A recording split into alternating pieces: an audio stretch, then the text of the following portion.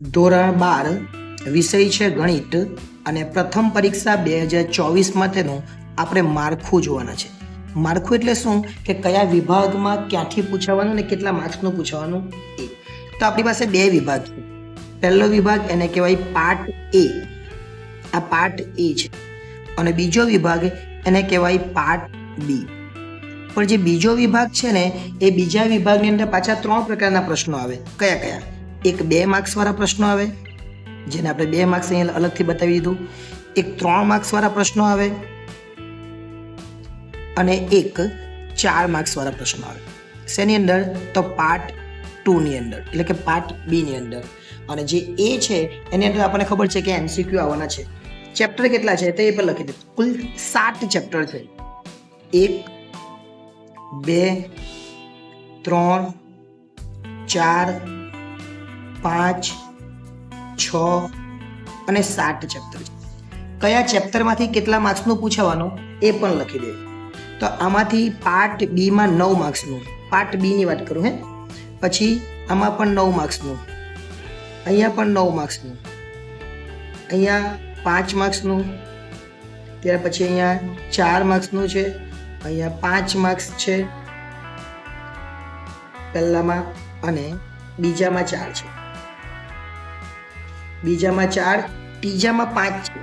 ત્રીજામાં કેટલા છે? 5. ત્રીજામાં 5 માર્ક્સનું છે. બાકીના અહીંયા 9 માર્ક્સ છે. બાકીના બધામાં 9 9 એટલે 4 ચેપ્ટર એવા છે જે 9 માર્ક્સમાં, પહેલું અને ત્રીજું 5 માર્ક્સ અને બીજું ચેપ્ટર 4 માર્ક્સ. એ રીતના આપણને પૂછાશે. પાર્ટ બી ની વાત કરું, આ બી. કેમ એવું બી કીધું? કેમ કે એ તો તમને ખબર જ છે, મેં અત્યારે લખાઈને આપી દઉં એટલે તમને ખબર પડી જાય કે એમાં તો કેટલા માર્ક્સનું પૂછાવાનું છે. તો એમાં પહેલા ચેપ્ટરમાંથી એની અંદર આપણને 4 વિકલ્પો પૂછાશે. બીજા ચેપ્ટરમાં પણ 4 વિકલ્પો, એટલે 5 ને 4 9 માર્ક્સનું પૂછાય એવું કહેવાય પહેલા ચેપ્ટરમાંથી. બીજામાં 4 ને 4 8, 7 એટલે 12 માર્ક્સનું, ફરીથી 7, ફરીથી 7, 8 અને છેલ્લામાં 13. આ બધા વિકલ્પોની સંખ્યા છે. એટલે કુલ કેટલા વિકલ્પ પૂછાવાના? 50 વિકલ્પ. જોઈ લઈએ આપણે. 7મા ચેપ્ટરમાંથી 13 વિકલ્પો, 6ઠામાંથી 8, 7 જે 5મું ચેપ્ટર છે એમાંથી 7, ચોથા ચેપ્ટરમાંથી 7, ત્રીજા ચેપ્ટરમાંથી 7, બીજામાંથી 4 અને પહેલામાંથી 4. એમ કુલ 50 વિકલ્પો આપણને પૂછાવાના છે. આ 50 વિકલ્પો આપણે જોઈ લીધા. હવે 2 માર્ક્સની વાત કરીએ. જે 2 માર્ક્સવાળા પ્રશ્નો છે એ આપણને ક્યાંથી પૂછાશે? તો 2 માર્ક્સવાળા કુલ આપણને 12 પ્રશ્નો પૂછાવાના છે. કેટલા પ્રશ્નો છે? 12. હવે 12 પ્રશ્નોમાં જોઈ લે આપણે 1 2 અને દરેકમાંથી એક એક, દરેકમાંથી એક એક ગણી લઈએ કેટલા થયા. જોઈએ આપણે.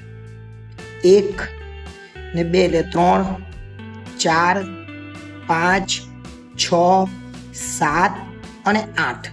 કેટલા પ્રશ્નો થયા? 8. પૂછવાના કેટલા?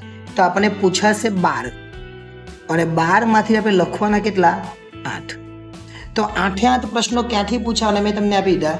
આ 8 પ્રશ્નો અને બાકીના 4 પ્રશ્નો છે એ બાકીના 4 પ્રશ્નો તો આ કોઈ પણ માંથી પૂછાય. હવે એ તમને એવું કહી દઉં કે આમાંથી પૂછાય તો કોઈ જગ્યાએ આમાંથી પણ પૂછાઈ જાય, કોઈ જગ્યાએ એવું કહી દઉં કે 6ઠ્ઠા ચેપ્ટરમાંથી 7મામાંથી પૂછાય. એટલે આપણી સ્કૂલો તો ઘણી બધી છે અને ઘણી બધી સ્કૂલોની અંદર જે શિક્ષકો ધારે એ પ્રમાણે પેપર પૂછે. એટલે આપણે 8 પ્રશ્નોની તૈયારી કરવાની. એટલે આ વિભાગ આપણા માટે કેટલા માર્ક્સનો થવાનો? 8 પ્રશ્નો અને દરેકના 2 માર્ક્સ એટલે 16 માર્ક્સનો થાય. હવે 3 માર્ક્સવાળા પ્રશ્નો છે એ ક્યાંથી પૂછવાના? 3 માર્ક્સવાળા પ્રશ્નો માટે પહેલું ચેપ્ટર, બીજામાંથી તૈયારી નથી કરવાની અને બાકીના દરેકમાંથી એક એક, એક એક એક એક અને એક. કુલ કેટલા પ્રશ્નો થયા એ જોઈ લે. 1 2 3 4 5 અને 6 પ્રશ્નો થયા. કેટલા પ્રશ્નો થયા? 6. પણ પૂછાવાના કેટલા? તો પૂછાવાના 9 અને 9માંથી આપણે લખવાના કેટલા? તો 9માંથી આપણે 6 લખવાના. એકના કેટલા માર્ક્સ છે? તો 3. એટલે આ વિભાગ એ 18 માર્ક્સનો થશે. કેટલા માર્ક્સનો થશે? 18 માર્ક્સ. કેમ કે એકના કેટલા માર્ક્સ છે? 3. એટલે હવે જ મેં તમને 6 પ્રશ્નો આપ્યા અને બાકીના રહ્યા કેટલા? 3. તો બાકીના 3 પ્રશ્નો આ કોઈ પણ ચેપ્ટરમાંથી પૂછી શકે. એ શિક્ષક ધારે એ ચેપ્ટરમાંથી પૂછે એટલે હું એની તમને જવાબદારી નહીં લઉં અને આપું પણ નહીં. કેમ? કારણ કે આપણે આ બધા પ્રશ્નો છે, હવે સમજો કે અહીંયાથી 2 પૂછવાની જગ્યાએ એક જ પૂછાય તો તમે તો પાછા કોમેન્ટ આવીને કરે કે સર તમે આમાં કહેતા હતા આમાંથી નહીં પૂછાયું. એટલે એવી જવાબદારી અને એવી ખોટી દિશામાં તમને લઈ જવા નથી. તમે બધા જ તૈયારી કરજો. 6 પ્રશ્નો છે, બાકીના 3 ગમે ત્યાંથી પૂછાઈ શકે. ચલો અહીંયા છે આપણે જોઈએ પહેલા, બીજા ચેપ્ટર અને ત્રીજામાંથી એક પણ નથી. બાકીના છેલ્લા જે 4 છે એમાંથી દરેકમાંથી એક એક. એટલે કેટલા પ્રશ્નો થયા? 4 પ્રશ્નો થયા. 1 2 3 અને 4. એટલે 4 પ્રશ્નોના 4 માર્ક્સ. એટલે આ વિભાગ આપણા માટે કેટલા થવાનો? 16 માર્ક્સ. પણ તમને 4 જ પ્રશ્નો નથી આપવાના. તમને કેટલા પ્રશ્નો આવશે? તો તમારે લખવાના રહેશે 6 માંથી 4. કેટલા? 6 માંથી 4. એટલે 2 ઓપ્શન મળે અને 2 આપણને કોઈ પણ જગ્યાએથી પૂછે. આ 4 જ માંથી જ પૂછે એવું મેક્સિમમ તૈયારી રાખવાની કે આ 4 ચેપ્ટરમાંથી જ આપણને પૂછાય. કેમ કે એ 4ના ચેપ્ટરના 9 માર્ક્સ છે. જોઈએ 1 2 3 ને 4 એના 9 માર્ક્સ છે. એટલે એમાંથી જ આપણને પૂછાય. અને બોર્ડની બ્લુ પ્રિન્ટના આધારે જ આપણે આ તૈયાર કર્યું છે. એટલે આ પ્રમાણે આપણે તૈયાર કરીશું ને તો આપણને કોઈ મુશ્કેલી થાય. અને ખરેખર જોવા જઈએ તો આ જે બ્લુ પ્રિન્ટ આપી છે એ બ્લુ પ્રિન્ટ એકદમ જેન્યુઅન છે. પણ ફરીથી એકવાર કેવું છે, 12માંથી મેં તમને 8 આપ્યા, 4 ગમે ત્યાંથી પૂછાય. 9માંથી તમને 6 આપ્યા, એનો મતલબ 3 ગમે ત્યાંથી પૂછાય. અને 6માંથી 4 આપ્યા, એનો મતલબ કે 2 એ લોકો ગમે ત્યાંથી પૂછી શકે. તો એની તૈયારી આપણે રાખવાની. બાકી આ પ્રમાણે જો તમે તૈયારી કરો તો તમને કોઈ મુશ્કેલી થવાની નથી. આભાર.